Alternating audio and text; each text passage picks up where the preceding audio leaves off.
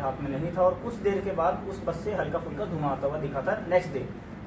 उसके बाद स्थानीय लोगों के द्वारा भी तुरंत ही पुलिस को सूचना दी गई, खादगड़ा टीओपी को भी सूचना दी गई, लोअर बाजार को भी सूचना दी गई कि ऐसा ऐसा एक कपड़ा जलने की इंसिडेंस हुई है।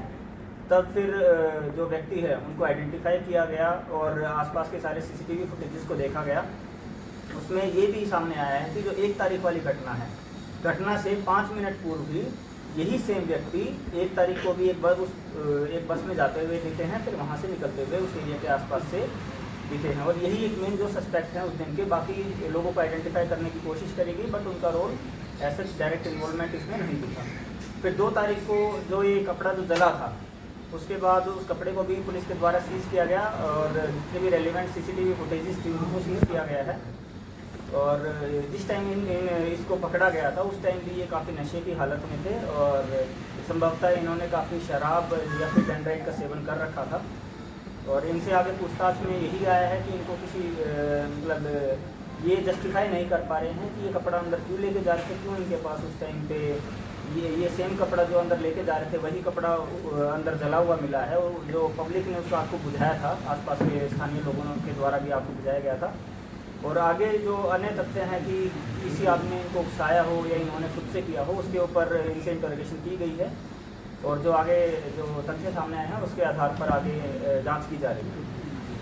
इनका नाम है अर्जुन टोक्ता, इनकी उम्र है 32 वर्ष।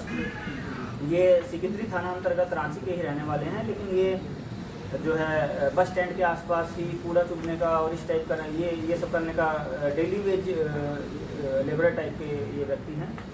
और ये एक पॉसिबिलिटी है कि किसी ने इनको उकसाया या किसी ने इनको नशे की हालत में ये आग लगाने के लिए बोला हो। उस तथ्य पर अभी पुलिस जांच कर रही है और आगे जैसे भी एविडेंस सामने आते हैं उसके आधार पर आगे कार्रवाई की जाएगी। सर, वहाँ के लोगों का यह आरोप है जो आग लगी थी कि सुरक्षा का वहाँ बहुत कमी है, सुरक्षा बहुत कमी, जबकि 600-800 बस एवरीडे वहाँ से घूमते हैं।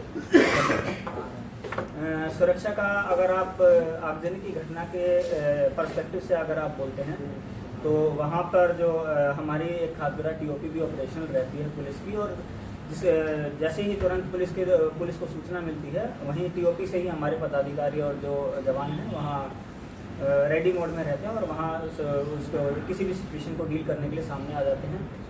आपका जो कहना है कि जो आगजनी की घटना से रिलेटेड सुरक्षा है उसका एक बार हम रेलिवेंट डिपार्टमेंट से भी कांटेक्ट करके उसको रिव्यू करवाएंगे और जो पुलिस की तरफ से जो भी सपोर्ट मिल सकता है वो इंश्योर किया जाएगा। पहले किसी घटना में इसकी संलिप्तता नहीं, इस आरोपी की पहले किसी घटना में संलिप्तता नहीं रही है। और चूँकि मैंने बताया कि ये काफ़ी, जब इनको पकड़ा गया तब भी ये काफ़ी नशे की हालत में थे और ये स्पष्ट रूप से कुछ भी उस टाइम बता नहीं पा रहे थे। काफ़ी टाइम के बाद ये थोड़ा होश में आए थे और तब इनके द्वारा मतलब अलग अलग तरह की बातें बताई जा रही हैं जिसका भी विश्लेषण करके उसके ऊपर आगे जांच पुलिस की जांच आएगी। कई बार ऐसा होता है कि